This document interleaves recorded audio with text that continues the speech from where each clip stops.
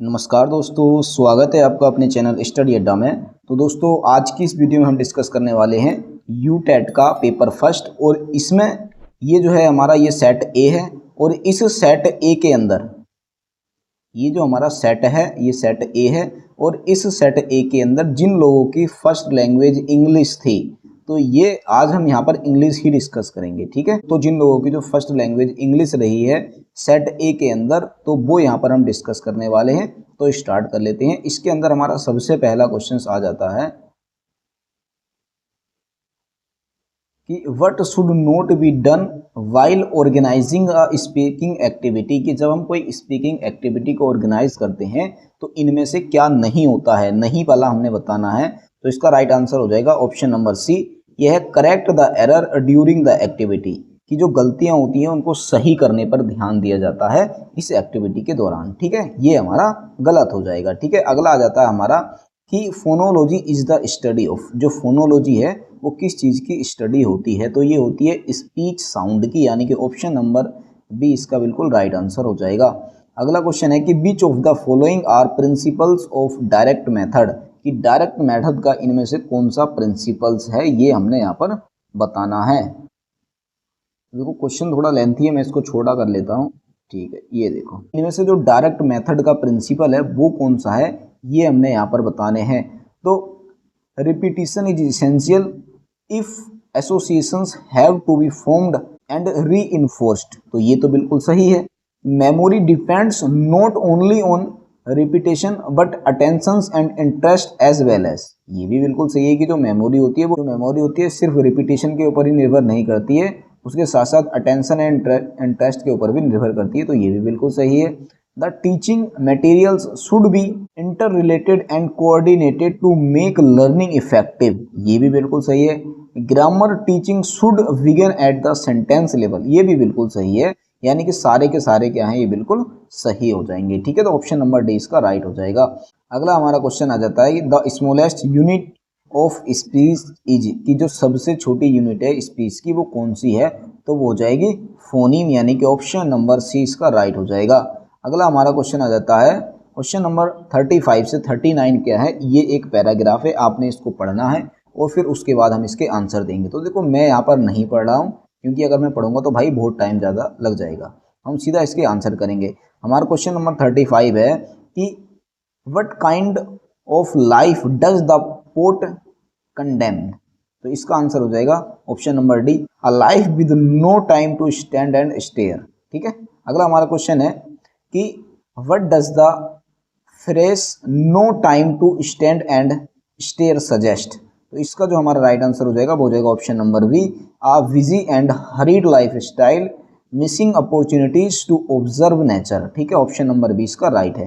अगला हमारा क्वेश्चन आ जाता है according to the poem what is the result of a life filled with care. तो इसका राइट आंसर हो जाएगा option number B, a sense of joy and fulfilment.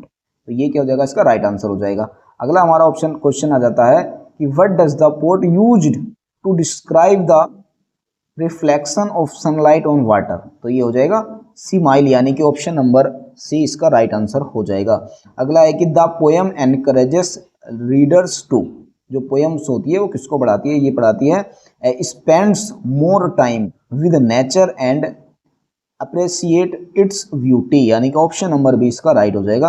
अगला हमारा क्वेश्चन आ जाता है, देखिए क्वेश्चन नंबर 40 to 44 जो है हमारे, फिर ये एक पैराग्राफ दे रखा है, हमने इसको पढ़ना है और इनके आंसर यहाँ से देने हैं। ठीक है, तो आप चाहें तो इसको आराम से पढ़ सकते हैं, मैं पढ़ूंगा तो फिर वही टाइम बर्बाद है, तो हम पढ़ेंगे नहीं। हमारा अगला क्वेश्चन आ जाता है कि according to the passage the population at large, option number B इसका राइट है, is specially aware of problems concerning air quality and purity.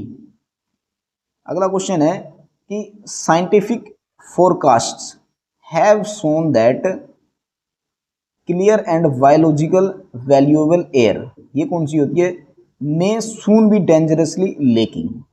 ठीक है, ऑप्शन नंबर सी इसका राइट है। अगला हमारा क्वेश्चन है according to the passage which of the following contributes the most to atmospheric pollution. तो ये इंडस्ट्री, सबसे ज़्यादा जो पोल्यूशन होता है वो इंडस्ट्री के द्वारा ही होता है। ठीक है, अगला है in this passage the word ubiquitous जो वर्ड है यूबिक्यूटियस, इसका मीनिंग क्या है? तो ये है बीइंग एवरीवेयर। तो बीइंग एवरीवेयर क्या है इसका मीनिंग है। अगला क्वेश्चन है in this passage the word emanates, ये जो वर्ड है इमेनेट्स इसका मीनिंग क्या है? तो ये होता है गैसियस। ठीक है, अगला हमारा क्वेश्चन है कि a good teacher is one who, ये अच्छा टीचर कौन है जो क्या करता है? Has genuine interest in his student, कि उसका जो बच्चों में अपने बच्चों में होता है वो बहुत अच्छा इंटरेस्ट होता है। ठीक है, क्वेश्चन नंबर 67 से लेकर जो क्वेश्चन नंबर 46 से 47 में जो है choose the correct conjunctions and complete the sentence, इनमें हमने कंजक्शन फिल करने हैं। ठीक है, इन दोनों क्वेश्चन में आई will give you a map dash dash you can find the away, तो यहाँ जाएगा सो दैट, तो यहाँ हम फिल कर सकते हैं सो दैट, तो ये हो जाएगा I will give you a map so that you can find a way, और ये हो जाएगा हमारा ऑप्शन नंबर डी में, तो ऑप्शन नंबर डी इसका राइट आंसर हो जाएगा। अगला है let him be arrested what ever he may be found, यानी कि वट एवर यहाँ पर आ जाएगा। तो देखो ये सिंपल ही है, तो कोई ज़्यादा टफ नहीं है, बिल्कुल सिंपल ही है। ठीक है, तो ये है हमारा ऑप्शन नंबर बी में, तो ऑप्शन नंबर बी क्या हो जाएगा इसका राइट आंसर हो जाएगा। अब अगला हमारा क्वेश्चन आ जाता है, देखिए क्वेश्चन नंबर 48 से 49, यहाँ पर हमें क्या बनना, choose the correct figure of speech used in the given sentence, यानी कि हमें क्या करना है, फिगर ऑफ स्पीच यहाँ पर दे रखा है, यहाँ पर हमने छांटना है कि कौन सा करेक्ट सेंटेंस बनेगा। तो he was a lion in the fight, तो ये हो जाएगा मेटाफोर। अगला है she accepted it as the kind cruelty of the surgeon knife, तो ये हो जाएगा ऑक्सीमोरोन, यानी कि ऑप्शन नंबर डी इसका राइट आंसर हो जाएगा। अगला है देखो क्वेश्चन नंबर 50 से लेकर 51 में है चूज द करेक्ट अल्टरनेटिव्स, यहाँ पर हमने करेक्ट अल्टरनेटिव्स फिल करने हैं एंड कंप्लीट द सेंटेंस, और सेंटेंस को कंप्लीट करना है। The head master dash dash to speak you, तो यहाँ क्या आ जाएगा, head master wants to speak to you, और ये हमारा ऑप्शन नंबर सी में। I wish I know I knew her name, यानी कि अन्यू इसमें आ जाएगा, और ये ऑप्शन नंबर ए में। ठीक है, अगला हमारा क्वेश्चन है कि question number 52 out of the 4 alternatives choose the one which can be substituted for the given words और सेंटेंस। यहाँ पर हमारा क्वेश्चन है कि speaking one's thoughts aloud to oneself, तो ये हो जाएगा सोलियोक्यूज, यानी कि ऑप्शन नंबर सी इसका राइट हो जाएगा। अगला है क्वेश्चन नंबर 53 में क्या, select the correct preposition and fill in the blanks, यानी कि हमने यहाँ पर प्री पोजिशन को फिल करना है। The cat jumped the chair, तो द जम्प्ड के बाद क्या लगाएंगे हम, off, the cat jumped off the chair. ठीक है, ऑप्शन नंबर क्या हो जाएगा, ये हमारा ऑप्शन नंबर सी में, तो ऑप्शन नंबर सी इसका राइट आंसर हो जाएगा। अगला हमारा क्वेश्चन आता है क्वेश्चन नंबर 54 से 55, इसमें क्या है कि in the following questions groups of 4 words are given, in each group 1 word is wrongly spelled, find the misspelled word and indicate your correct response. यहाँ पर जो मिस स्पेलिंग है वो हमने बताना है, तो ये हो जाएगा बट गेटिंग, ये स्पेलिंग क्या है हमारी रोंग है, तो रोंग ही तो यहाँ पर हमने बताना है। अगला है यहाँ पर जो हम आंसर देखेंगे तो ये हो जाएगा मेलोडोरस, ये क्या है गलत हो जाएगा, और इस वजह से ये बिल्कुल राइट हो जाएगा। अगला हमारा रहता है क्वेश्चन नंबर 56 से लेकर 57, इनमें क्या है, इनमें लिखा out of the 4 alternatives given below choose the one which best expresses the sentence in the indirect speech, यानी कि इनडायरेक्ट स्पीच में कौन सा वर्ड अच्छे से दिखता है वो हमने बताना है। तो इनडायरेक्ट स्पीच बनानी है, he said to him please wait here till I return, तो यहाँ पर क्या हो जाएगा, ही की जगह ही टोल्ड हिम टू के बाद क्या आ जाएगा, हम यहाँ लगा देंगे वेट देयर, तो वेट देयर के बाद सीधा ये आ गया वेट देयर, ये हमने यहाँ लगा दिया है कि he told him to wait there till he returns, यानी कि ऑप्शन नंबर बी इसका राइट आंसर हो जाएगा।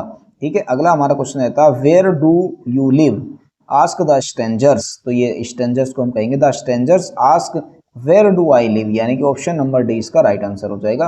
अगला हमारा क्वेश्चन रहता है क्वेश्चन नंबर 58 से 59, इसमें लिखा है कि choose the most appropriate substitute for the underline word और phrases in the given sentence. Question है हमारा द नॉइस वाज सो फेंट, यानी कि ये फेंट क्या है, अंडरलाइन दे रखा, that it was impossible to be sure what it was और even where it came from, तो इसका राइट आंसर हो जाएगा लाउड, यानी कि ऑप्शन नंबर सी इसका राइट आंसर हो जाएगा। अब अगला हमारा क्वेश्चन आ जाता है कि the clerk had to break off the conservation in order to wait on the customer, ये हो जाएगा इंटरप्ट, यानी कि ऑप्शन नंबर ए इसका बिल्कुल राइट आंसर हो जाएगा। अगला हमारा क्वेश्चन आ जाता है, अगला और इस वीडियो का हमारा लास्ट क्वेश्चन है, इंग्लिश लैंग्वेज हैज, कि इंग्लिश लैंग्वेज हैज उसमें क्या होता है, तो 21 वोवल्स और साउंड्स होते हैं एंड 23 कंसोनेंट्स साउंड्स होते हैं। ठीक है, तो ऑप्शन नंबर डी क्या हो जाएगा इसका बिल्कुल राइट आंसर हो जाएगा। ठीक है, तो दोस्तों जो लैंग्वेज फर्स्ट थी इंग्लिश, ये हमने आपको करा दी है। आगे इसके बाद जो लैंग्वेज सेकंड की वीडियो है इंग्लिश की, वो भी जल्दी आपको देखने को मिल जाएगी। बाकी इसके जो और भी पार्ट है वो हमने अपलोड कर दिए, जो रह गए आपको धीरे धीरे अपलोड होते हुए देखने को मिल जाएंगे। वीडियो आपको कैसी लगी कमेंट बॉक्स में जरूर बताइएगा, और आपके कितने मार्क्स बनने हैं तो आपने क्या करना है, उन मार्क्स को भी अपने कमेंट बॉक्स में जरूर बताना है। ठीक है, तो कमेंट बॉक्स में बताना नहीं भूलने का। अगर वीडियो आपको अच्छी लगी हो तो हमारी ये जो वीडियो है अगर आपको सच में अच्छी लगती है तो वीडियो को लाइक करना, अपने दोस्तों को शेयर भी कर देना, और साथ साथ में अगर आपने अभी तक हमारे चैनल को सब्सक्राइब नहीं किया है तो चैनल को सब्सक्राइब भी कर लेना। मिलेंगे फिर बहुत ही जल्द अगली वीडियो में, तब तक के लिए बेस्ट ऑफ लक।